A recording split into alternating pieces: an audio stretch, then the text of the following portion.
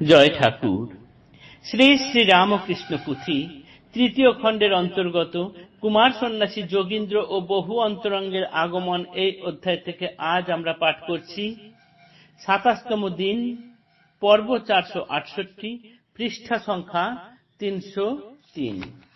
এর আগের দিনের পাঠে আমরা দেখেছি ঠাকুরকে হৃদয় ছোটবেলা থেকে যত সেবা করে এসেছেন, যত ভালোবেসেছেন, দক্ষিণেশ্বরে শেষ দিকগুলিতে তার কামিনী কাঞ্চনের প্রতি আসক্তি বেড়ে যাওয়ায় ঠাকুরের প্রতি এত বাজে ব্যবহার করতে থাকতেন, এতই তার প্রতি উদাসীন হয়ে থাকতেন এবং এতই অর্থের দিকে ঝুঁকে গিয়েছিলেন যে ঠাকুর নিষেধ করলেও শুনতেন না। এমনকি নিষেধ করলে পরে ঠাকুরকে যথেষ্ট কটূক্তি করতেন। সেই কটূক্তির মাত্রা এতই বেড়ে গিয়েছিল যে ঠাকুরকে মুখ ঘষতে পর্যন্ত কান্নাকাটি করতে হয়েছে, মাকে বলতে হয়েছে ও বালক, ও যদি কিছু করে তার ভুল নিও না। তারপর সারদা মায়ের প্রতিও তার ব্যবহার খুব খারাপ হয়ে যাচ্ছিল।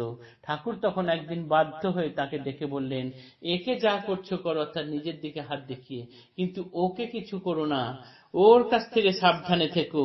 ও যদি রুষ্ট হয় তাহলে কোনো রক্ষা নেই, কেউ আর তোমাকে রক্ষা করতে পারবে না। কিন্তু হৃদয় সে কথা না শুনে তার নিজের স্বভাব অনুযায়ী তার সেই নিজের কাজ, অর্থাৎ অর্থের প্রতি যশ মান এসবের প্রতি তীব্রভাবে এগিয়ে যাওয়া এবং ঠাকুর ও মায়ের প্রতি খারাপ ব্যবহার করা চালিয়ে গেলেন। তার ফলে তার নিজের কর্মফল তিনি নিজেই পেলেন। সেটাই আজকে আমরা দেখব। একদিন মহাঘটা পুরীর ভিতরে, শ্যামা পূজা সেই দিন বহু আড়ম্বরে।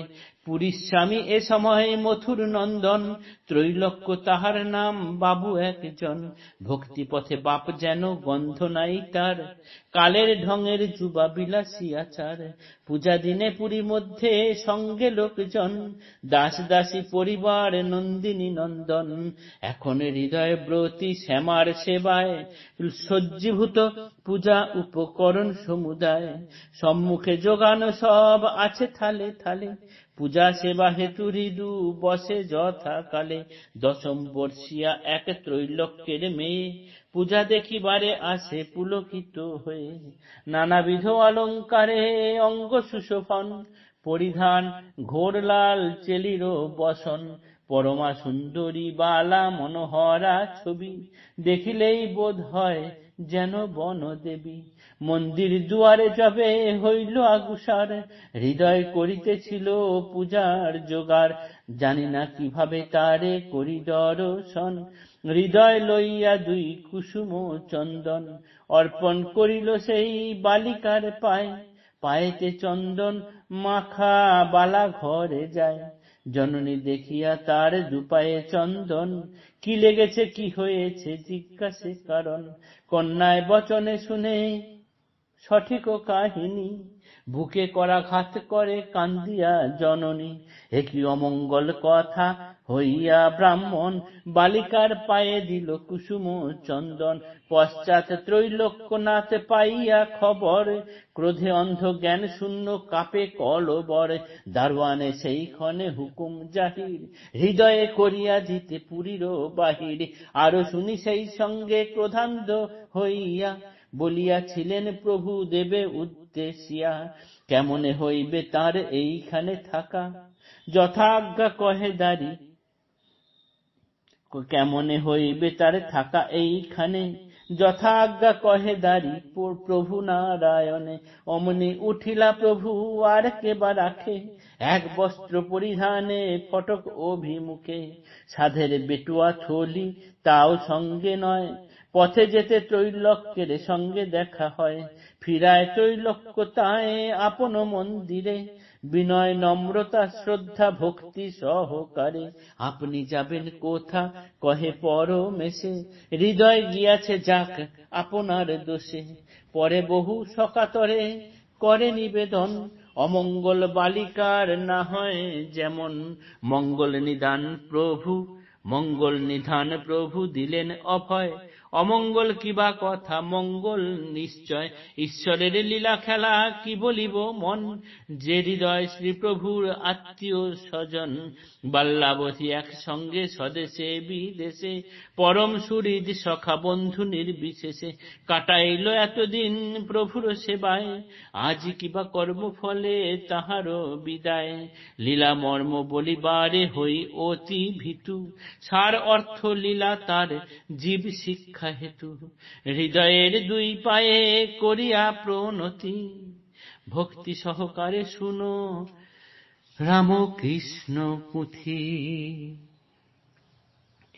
তার অর্থাৎ হৃদয়ের এই অত্যাচারের সীমা ছাড়াতে ছাড়াতে এমন অবস্থায় পৌঁছালো যে সে ফল তিনি নিজে নিজেই পেলেন। সেটি কিরকম ভাবে হলো? একদিন দক্ষিণেশ্বর মন্দিরে মায়ের পূজায় বেশ ঘনঘটা, হৃদয় তখন মায়ের পূজারী। সেই সময়ে এক দশম বর্ষীয় অর্থাৎ 10 বছর বয়সের মেয়ে এলো সেই পুজোর কাছে। এখনো মথুরবাবু নেই, তার পুত্র অর্থাৎ ত্রৈলোক্যনাথ এখন সমস্ত কিছুর দেখভাল করেন। বাবার মতো তিনি এত ধর্মকর্ম, এত ঠাকুরদের প্রতি সুন্দর মনোভাব, সেসব কোনো কিছু এখন আর তার নেই। কিন্তু তবুও তিনি ঠাকুর অর্থাৎ রামকৃষ্ণদেবকে মানেন। আর সেই মেয়েটিকে মথুরবাবু হৃদয় কি করলো, তার সামনে এসেছে দেখে তার কি মনে হলো কে জানে, দুটি ফুল নিয়ে চন্দনে মাখিয়ে সেই মেয়েটির পায়ে দিলেন। লাল চেরি পরা দেখে এত সুন্দর লেগেছিল, কুমারী পূজার মতো করে তাকে ফুল চন্দন দিয়ে পূজা করলেন। সেইবার মেয়েটি বাড়ি ফিরে গেল, তার পায়ে চন্দনের দাগ দেখে তার মা জিজ্ঞাসা করলো কারণ। তাকে সবিস্তার বললে পরে মা কপাল চাপড়ে কাঁদতে শুরু করলেন, হায় হায় এ কি হলো। কৈবর্তের মেয়েকে ব্রাহ্মণ পায়ে ফুল দিয়ে পুজো করলো, ঘোর অমঙ্গল, আমার মেয়ের ঘোর অমঙ্গল হবে। এইভাবে রোদন করতে করতে ত্রৈলোক্যনাথ সেটা শুনলেন। শুনে তারও যেন অঙ্গ কাঁপতে শুরু করলো, থরথর করে তার শরীর কাঁপতে শুরু করলো। রাগে ছুটে এসে দারোয়ানকে বললেন, তাড়িয়ে দাও হৃদয়কে, ওকে আর এক মুহূর্ত এখানে রাখা যাবে না, ও কি করে এখানে থাকতে পারবে। সেই কথা শুনে ঠাকুর ভাবলেন বোধহয় তাকেও চলে যেতে বলা হয়েছে। তার যে সাধের বেটোয়া থলি যেটা ছিল সেটাও না নিয়ে সোজাই তিনি সঙ্গে সঙ্গে ফটকদারের দিকে এগিয়ে গেলেন। সেই ফটকের কাছে গিয়ে ত্রৈলোক্যনাথ বাবুর সঙ্গে দেখা হলো। তিনি ঠাকুরকে স্বনির্বন্ধ অনুরোধ করে যে আপনি কোথায় যাচ্ছেন, আপনাকে তো যেতে বলিনি। তাকে বিনয়ে, নম্রতায়, শ্রদ্ধায়, ভক্তি সহকারে আবার ফিরিয়ে আনলেন এবং বললেন, দেখবেন যেন আমার মেয়েটার কোনো অমঙ্গল না হয়। ঠাকুর বললেন, অমঙ্গল কেন, মঙ্গল হবে।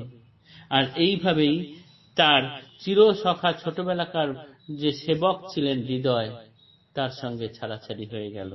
আজকের পাঠ এতটুকুই থাকলো। আগামী দিনের পরের অংশ পাঠ করব। জয় ঠাকুর, নমস্কার।